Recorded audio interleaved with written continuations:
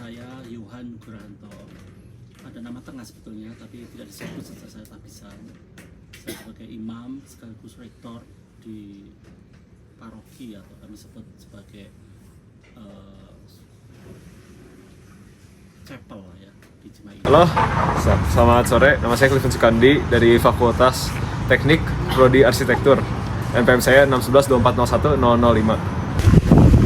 Saya Faris dari jurusan Arsitektur 6112401 114. Halo, nama saya Hilton Hamdani dari jurusan Arsitektur dengan NPM 6112401 Perkenalkan, saya Fadila Ilham dari Fakultas Sains dengan nomor MPM 618240106.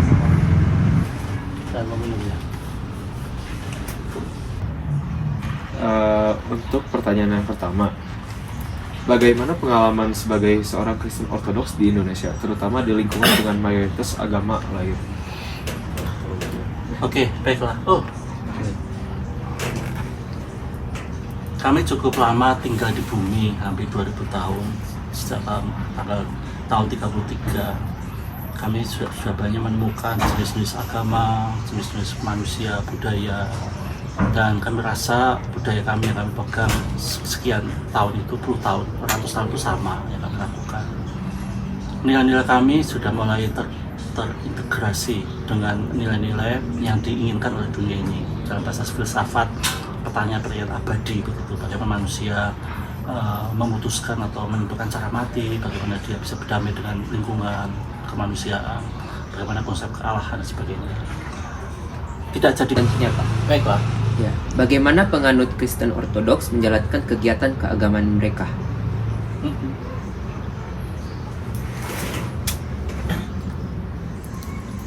Bagaimana tentunya kan menyangkut bagaimana kami memutuskan gaya ibadah kami tentunya gitu ya, bukan bagaimana di mata yang bukan penganut ortodoksi tentunya gitu ya.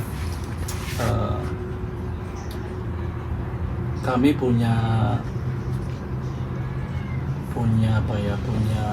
teologi kami adalah salah satu yang paling kuat adalah teosis. Teosis itu keserupaan dengan Allah.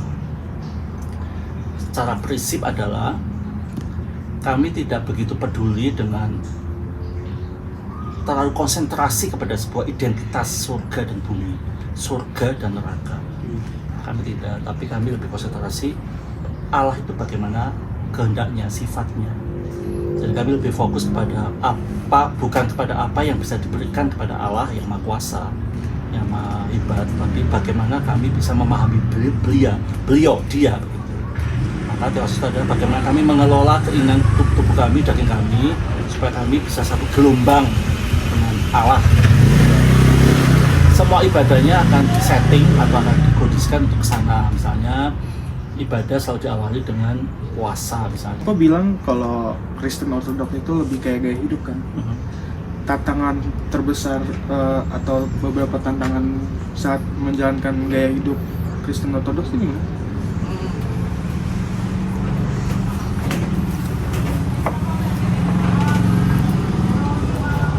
Sebetulnya gaya paling besar di masa ini adalah ibadah dengan meninggalkan HP, ya kan?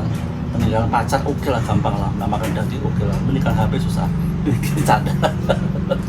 Tapi maksudnya gini, intinya aja ya, yang paling susah itu apa gitu ya? Kami meyakini bahwa iblis atau Lucifer atau apa ya, siapa itulah, itu dia jatuh oleh sebuah kesombongan. Dia ingin menyamai Allah gitu. Selangkah dia sombong, maka dia mulai menapak ke maut, ke neraka atau ke apapun juga istilahnya, menjauh dari Allah gitu. Maka langkah pertama lawan dari kesombongan adalah kerendahan hati. Jadi, yang paling susah yaitu kerendahan hati.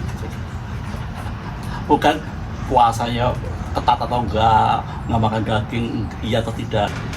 Baik Bapak, untuk pertanyaan terakhir yang keempat itu apakah merasa agama Kristen Ortodoks ini cukup dikenal atau masih sering disalahpahami oleh masyarakat sekitar?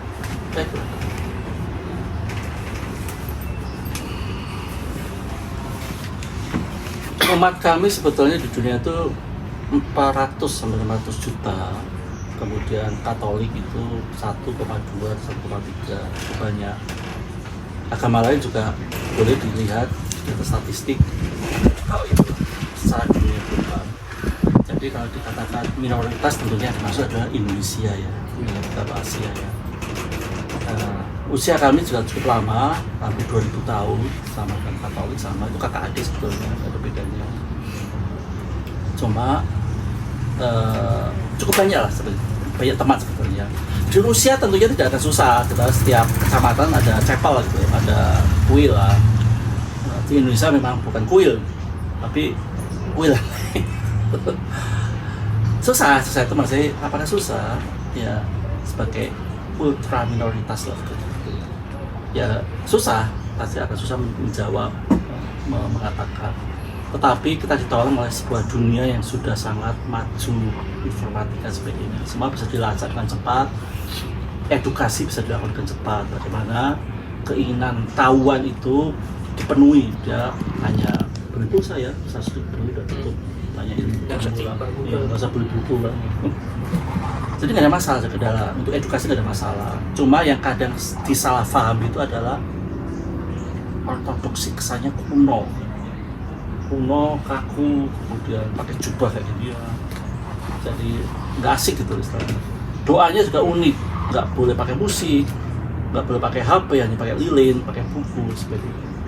Mungkin itu agak unik. Atau juga model-model muka-mukanya manusia juga unik kan. Atau itu pakai setengah pakai mantila ya, penutup kepala wanita kalau dari sebaya. Laki-lakinya juga modelnya nggak ada yang pakai kaos, pakai baju lengan panjang, bukan sopan lah, kuno gitu. Kemudian dia melakukan sebuah kegiatan-kegiatan yang unik lah, menyembah, tanda salib, apapun juga. Nah, yang lain adalah kami sulit sebab tuntutannya itu cukup pelik. Misalnya puasa tadi kan, itu kan aneh gitu lah, puasa ada panjang apa gitu. Yang kedua adalah hubungan imam sama umat tuh kayak papa sama anak gitu. Imam kadang-kadang kita tanya, kamu gimana hidup kamu? Ada masalah apa? Ada apa? Jadi, oh ya saya begini gitu. Jadi anak kita akan minta maaf, mengubah dosa. Itu bukan sesuatu yang umum gitu. Di dunia yang privasi sangat dijunjung. Ini sesuatu yang aneh gitu, sebagai fatherhood atau hubungan kebapaan anak bapak itu sudah tidak cocok di dunia masa ini. Ya susah. Ya sebab anak laki-laki 18 tahun ya kalau bisa menurunkan papanya, dia punya dunia masing-masing. Tapi di kita ini masih ada kayak yang ini imam akan menganggap dia sebagai anaknya, sama dia panggil saya father atau romo atau tes, saya panggil dia anakku, walaupun saya ada yang lebih tua daripada ya manggilnya anakku dan sebagainya. Ada sesuatu yang itu mungkin susah bagi dunia seperti ini. Hal lain yang dikatakan susah itu misalnya ada intimidasi lah, ada semacam beda pendapat, lalu kami kayak dibully. Nggak ada. Dunia udah begitu cepat lah, bisa baca, udah nggak kesana isunya. Kemudian apakah kami tidak punya uang? Enggak juga, kami misalkan ya kalau mau cari uang ya kamu kerja keras baik lah, sekolah baik-baik, kerja bukan mencari uang. Jadi kalau kami menganggap di sejak awal tuh saya ingin lihat sepak bola, saya senang sepak bola, saya beli tiketnya.